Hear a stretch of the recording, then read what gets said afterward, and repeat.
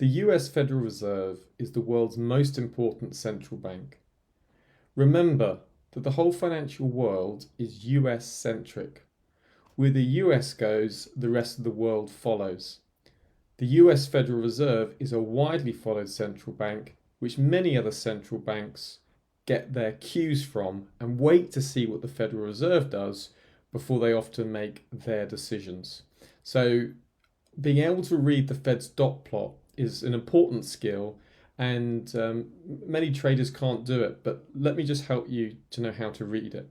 So if you go along to the Federal Reserve website, this is very easy to find. You can see it here, federalreserve.gov. You just click on the monetary policy link, and then you'll see here the FOMC statement. Now that is the latest interest rate decision from the Federal Reserve. In this case, you can see it's released June 18th, right? And what you're looking for to see the dot plot is the projection. Update via Israeli media. This is very important. They do know that Trump and Netanyahu are expected to meet again tonight at the White House. Telling you what they think is going to be happening in the future. And markets will often move significantly on these projections. Now, just click onto them and you'll see them here. You'll see the dot plot. The other word for the dot plot is a summary of economic projections. And you can see here explains how those projections are made. And most importantly, you see those projections here. So it's very easy to read once you've had it explained. And what they tell you is what they're expecting to happen in GDP, what they're expecting to happen to the unemployment rate, what they're expecting to happen with inflation, and what they're expecting to happen in the funds rate moving forward. So for instance, here you can see that for 2025, when this release was made in June, right, the Federal Reserve were expected, look, GDP to be 1.4. Now look what they were expecting in March. You see, they were expecting it to be 1.7, so that's a downgrade. Look at the unemployment rate. They were expecting it to be in March 4.4% for 2025. But look what they did. They revised it higher in the June meeting. So they're expecting, look, lower growth, higher unemployment. What do they expect about inflation? Look, they expect it to be 2.7%. This is the Fed's preferred measure of inflation. It's the personal consumer expenditure, PCE, and it's been the Fed's preferred measure of inflation since 2012. Look, they're expecting it to be at 3%, up from 2.7%. And look at the core reading, they're expecting it to be 3.1%, up from 2.8%. So what do they see? They see lower growth, higher unemployment, higher inflation. So that's a kind of stagflationary print, right? And if you look at the federal funds rate, this is where the Fed is telling you where they think interest rates are going to be. And very, very important element here. You can see that we're expecting it to be at 3.9% for 2025, exactly the same as what they were expecting in March's projection.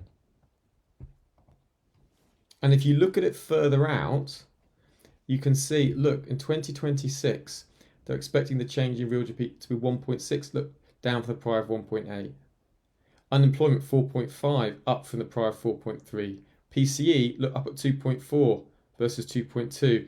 And when you look at what they're expecting in 2026, 2027, you can see those projections.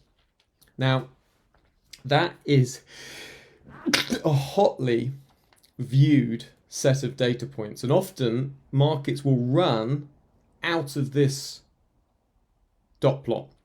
It only happens 4 times a year.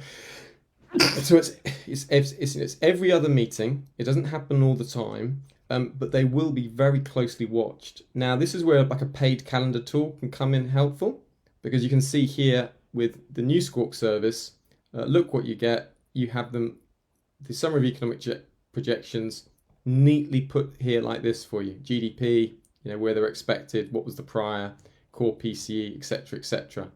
But you can find the information there for free on the Federal Reserve website. So it's definitely worth being aware of. It's definitely worth knowing, and that's how you read it. Now, also notice this central tendency, okay? It just gives you an idea of where the central tendency is and how that range is finished. So look here, 2025 is from 2.8 to 3.2. versus 2.6 to 2.9. So although the actual projection is that and that, this gives you an idea of the range. And that just shows you how certain or uncertain participants are. The dot plot element of it, you can see here, right? And each dot represents one FOMC board member. And this shows you the range of what the Federal Reserve members are thinking. And it shows you, okay, so for 2025, one board member saw rates, just around 2.5%. Another FOMC member saw it as high as 4%. So that shows you the range that markets are expecting. And that dot plot changes.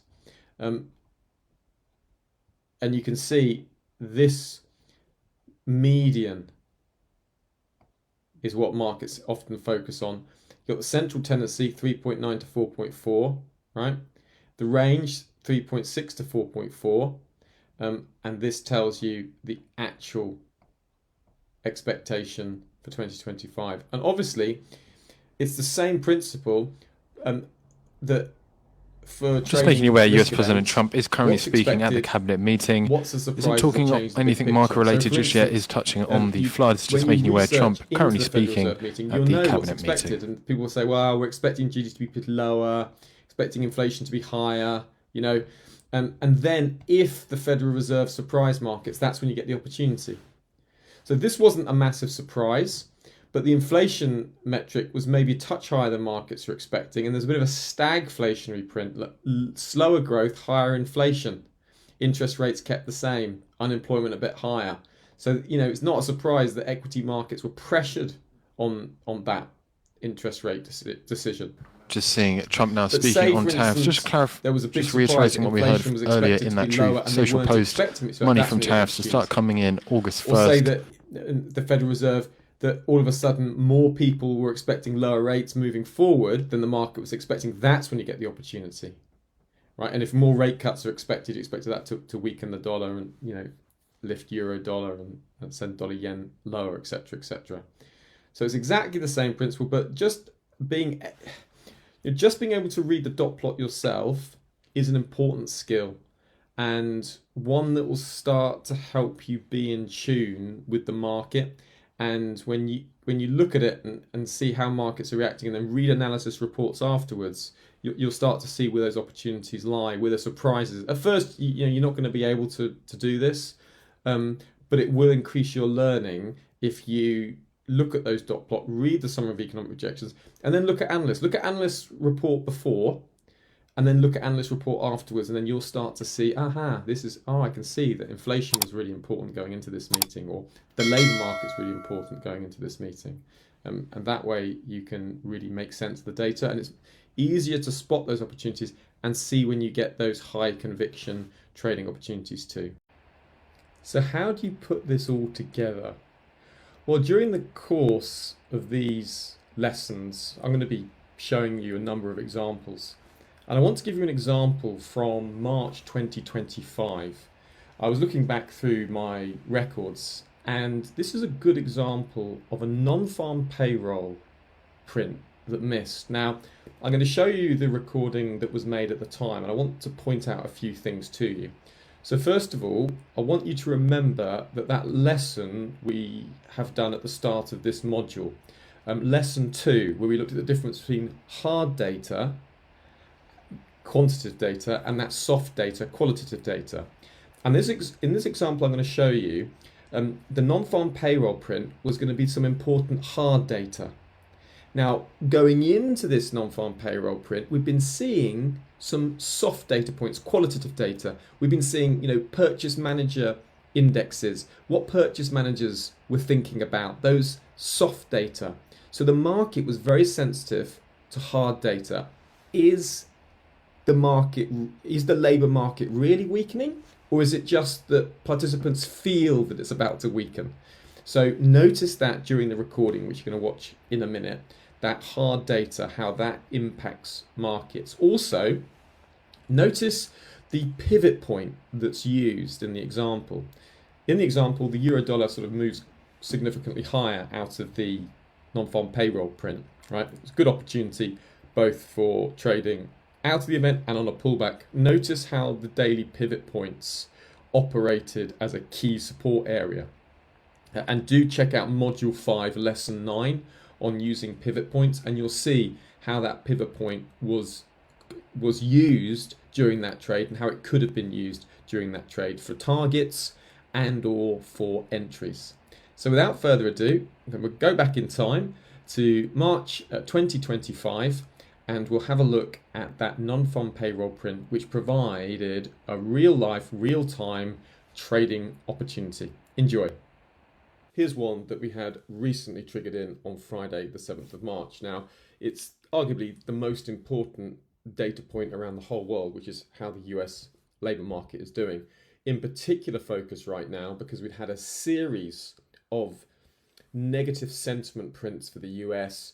University of Michigan sentiment was down, inflation expectations were up, S&P global PMIs were down. There was a number of sentiment readers, consumer confidence as well. So sentiment was just kind of bad. But how's the hard data doing? That was the big question. So we knew the markets would be very sensitive to any hard data. And of course, the hard data that was in intense focus was the NFP. Now, if you look at the print, came in below forecast.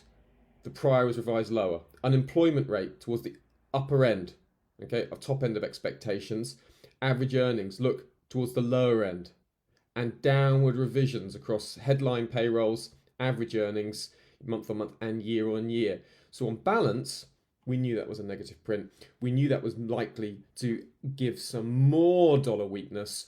And so out of this event, and the reason, you notice it wasn't below market's minimum expectations, but we looked at the data before and we looked at the forecast distribution, and we can see on the forecast distribution that, you know, on balance, although the headline wasn't really too much of a trigger, the unemployment rate was towards the upper end, 4.1%. There was quite a few there, but if you look at the average earnings, you can see here 4%. Look, only 3 forecasters thought average earnings was going to be down at that 4% year on year. So on balance, you look at that, yeah, that should allow the dollar to weaken. So we had a euro dollar buy bias out of the event, and you can see here, this is the data. You see, as it broke, price immediately moved up to that R2 pivot point. That was the obvious place to take profit. As it pulled back, you had opportunity to move to break even, and actually we hit that pivot point and went back up to the R2 pivot point in the session. Now, I would have expected the dollar to have been a little bit more weaker than it was on this print. Nevertheless, there was still an opportunity out of the print up to the pivot point with opportunity to take profit or at least move to break even. So that's why we look at these high probability calendar events. When they turn up, they do give unidirectional opportunities that are high probability, and that's why we are focused on when they turn up. Welcome to this session as we start Module 2 on central banks. We're going to be looking at what they do, why they matter, and importantly, how their policies actually affect financial markets. By the end of this video, you'll understand their main goals and how their different policy stances shape market behavior. So, let's start with the big picture. What are central banks actually trying to achieve? Now, each central bank will have its own formal mandate. It's usually defined by the government. Most of them, however, center around 3 common goals.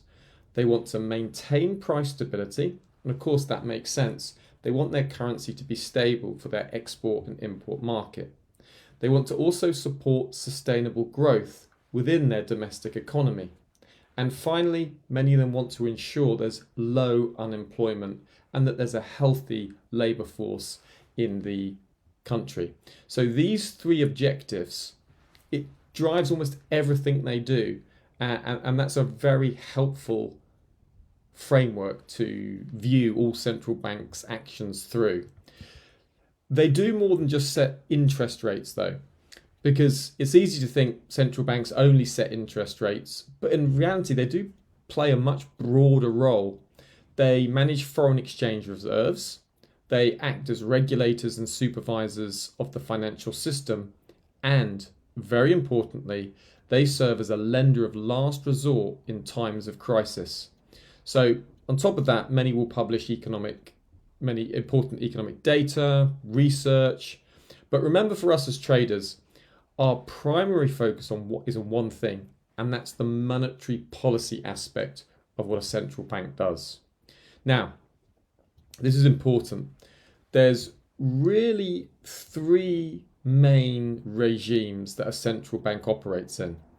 It's an expansionary environment when they're trying to boost the economy, usually by cutting interest rates. There's a neutral environment when they're just trying to hold the economy steady. They're neither cutting nor increasing interest rates. And there's a contractionary stage when a central bank is deliberately trying to cool things off. They're trying to limit inflation and limit growth. And in this instance, they're in a contractionary environment. They're tightening, they're increasing interest rates. So these regimes are the three key regimes to have in your mind. A central bank's either easing, cutting, expansionary, it's neutral, or it's contractionary, it's tightening, it's increasing interest rates. So when would you use expansionary or easing policy? It's used when the economy is weak. And in this scenario, what the central bank will do will lower short-term interest rates because that makes debt more affordable and more attractive. It increases liquidity into the domestic market, and they may even use tools like quantitative easing to try and lower long-term borrowing costs. The goal in this easing policy or expansionary policy is to make borrowing easier, cheaper, so that spending is stimulated, and in that way both growth and inflation can be encouraged. Now, this is a very common environment for central banks to be in after a recession or a shock. The neutral phase or the pause phase is used during transition periods.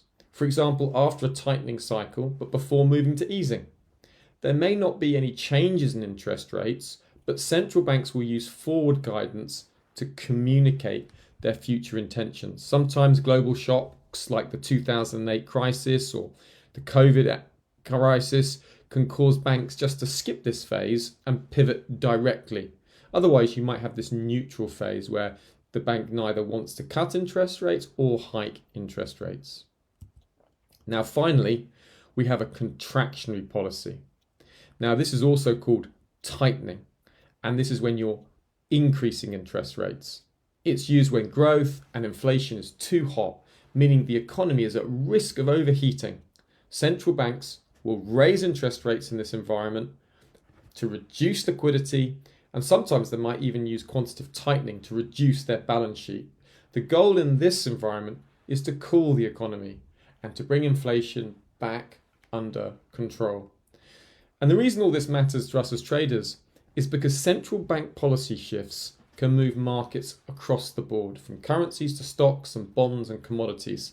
And understanding which regime a central bank is in and spotting when they might be shifting can help us anticipate trends, volatility, and turning points. In the next lesson, we're going to take a closer look at the actual tools central banks use. Things like rate changes, quantitative easing, forward guidance, and see how these tools are applied in the market and, more importantly, how the market tends to react to each of them. So I look forward to seeing you in the next lesson. Welcome to this session on why interest rates matter. We're going to explore now how something as simple as an interest rate hike or cut can ripple through entire economies and financial markets. They influence everything from your mortgage payment to the price of stocks and currency levels. Now, interest rates are one of the single biggest drivers of both economic activity and asset prices. They influence borrowing, spending, saving, and ultimately growth and inflation. In simple terms, they set the cost of money. Now, when a central bank adjusts short-term interest rates, it triggers a domino effect.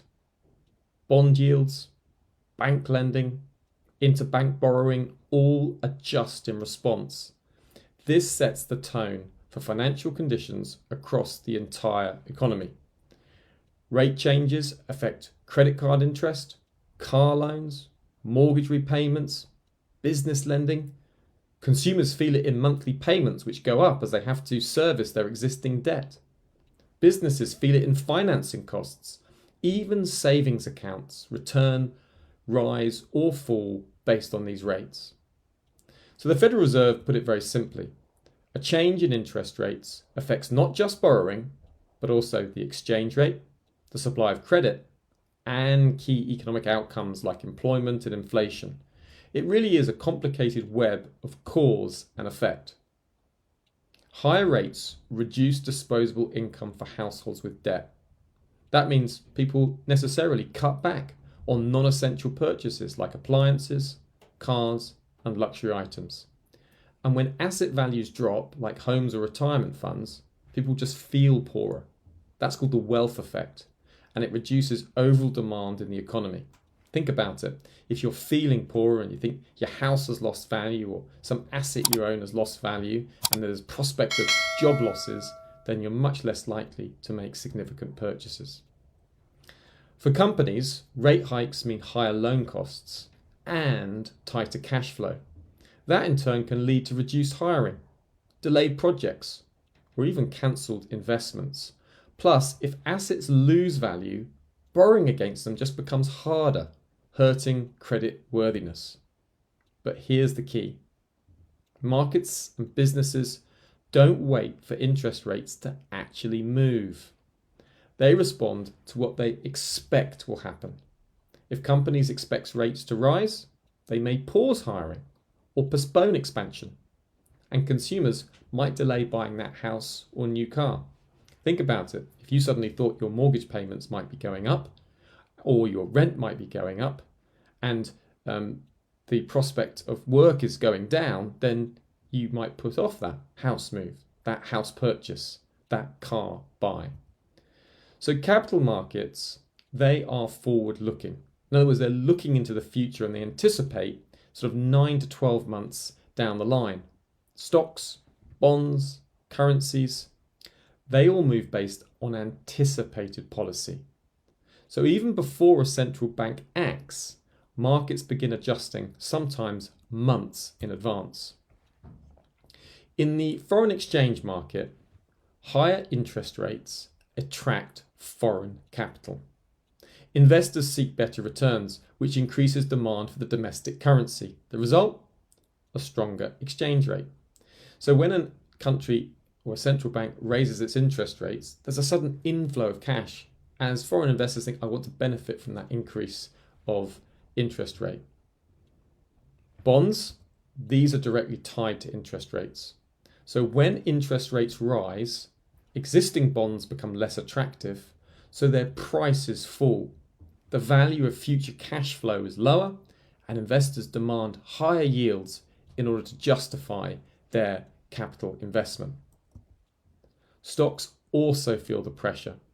If there's higher interest rates, then that reduces expected company earnings and raises the hurdle for returns.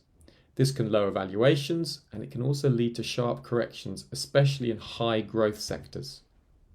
Commodities like oil, copper, wheat are also impacted. If higher interest rates signal slower economic growth, then demand for these goods may fall, and so do their prices. So you see, it's all connected, from the way you shop, to the way businesses invest, to how global markets behave. Interest rates connect everything. And sometimes it's not even the change in interest rates itself that move foreign exchange markets. It's just the expectation. Now, each central bank has a different name for its key short-term interest rate. The Fed calls it the federal funds rate. The Bank of England calls it the bank rate. The Bank of Japan discount rate. You can see their names there. The Reserve Bank of New Zealand, they see it the OCR. The Bank of Canada call it their overnight rate, but they all referring to the same thing, the interest rate level set by the central bank. So, to wrap up, interest rates matter because they influence how much people spend, save, and borrow. They also impact how investors allocate capital into bond markets, currency markets, commodity markets, and the movement in foreign exchange markets. So you can see here that even small shifts can ripple across multiple markets, and that's why for traders and investors, interest rates are always worth watching. Interest rates affects how much it costs to borrow, save and invest. When central banks change rates, everything else moves with them. One small rate hike impacts mortgages, credit cards, business loans and consumer spending. It then flows through the whole economy like a chain reaction. Markets will often move before the rate change happens. What traders expect the central bank to do can be just as powerful as what they actually do. The impacts are extensive across many asset classes. In FX, higher interest rates strengthens the currency. In the bond market, higher interest rates lower bond prices. In stocks, higher interest rates lower valuations and can bring the stock market lower. In commodity markets, when demand slows, price can drop. Bottom line, interest rates shape every asset class. If you trade, you must understand how they move markets.